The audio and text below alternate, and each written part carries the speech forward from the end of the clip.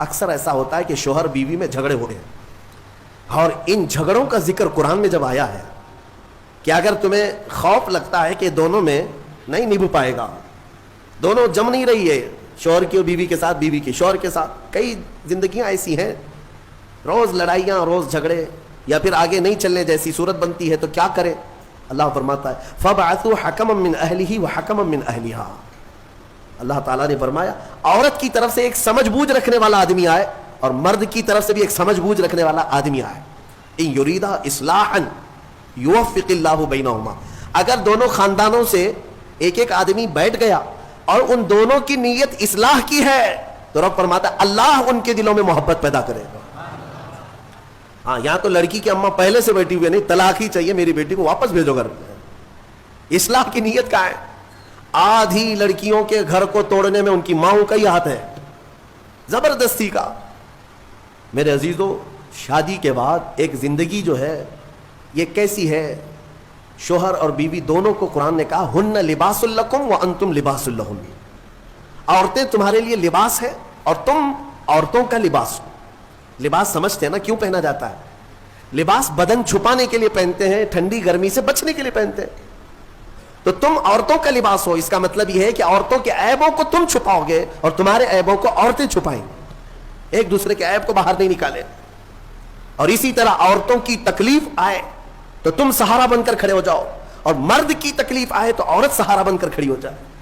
ماں خدیجۃ الکبریٰ رضی اللہ تعالی عنہا کی زندگی کو دیکھیں، حضور پاک صلی اللہ تعالی علیہ وسلم سے جو وفا تھی، محبت تھی۔ اللہ، حضور غار حرا سے جب اترتے، دوپہر کا وقت ہو، غار حرا 3000 فٹ اونچا پہاڑ ہے، حضرت خدیجہ اپنے گھر سے باہر آنگن میں کھڑی ہوتی تھی، گزرنے والے کہتے خدیجہ، حضور پاک صلی اللہ تعالی علیہ وسلم تیرے شوہر آ رہے ہیں، ابھی وقت لگے گا، جب تک تو چھاؤں میں بیٹھ جا۔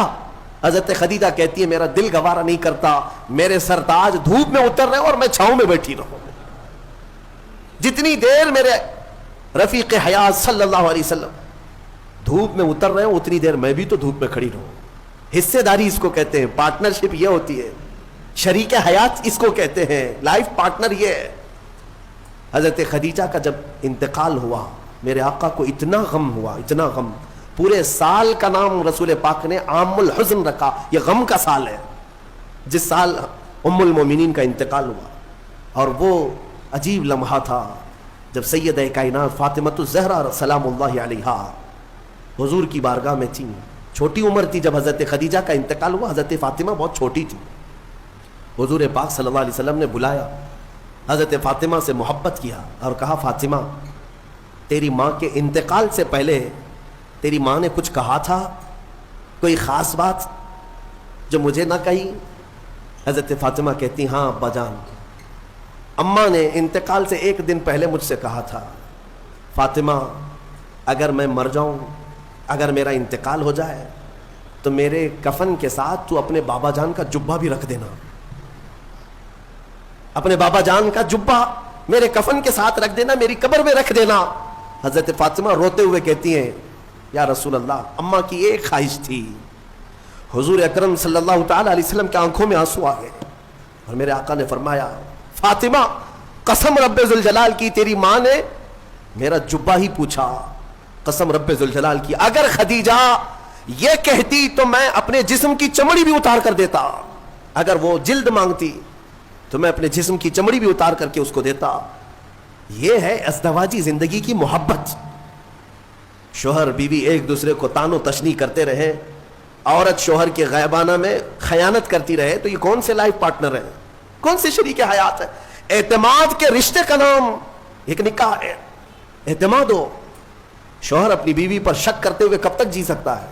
عورت اپنے مرد پر شک کرتے ہوئے کب تک جی سکتی ہے؟ شک کی دیوار ایسی خطرناک ہے جس کا علاج بھی نہیں بلکہ یہ زندگیاں توڑ دیتی ہیں۔ قرآن کہتا ہے اگر دونوں میں اصلاح کا ارادہ ہے تو اللہ دونوں میں محبت پیدا کرے۔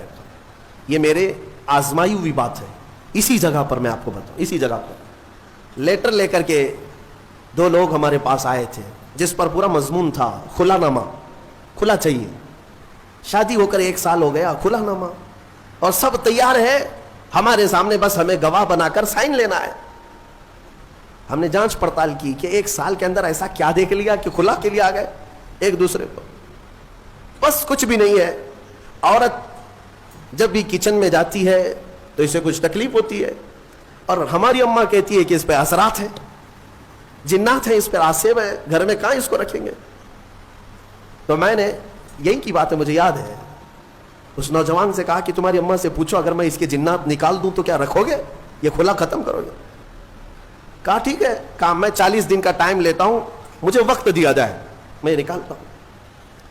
تو پھر مسئلہ صرف اتنا تھا, وہ جنات کیوں آتے تھے, آسیب کیوں آتے تھے.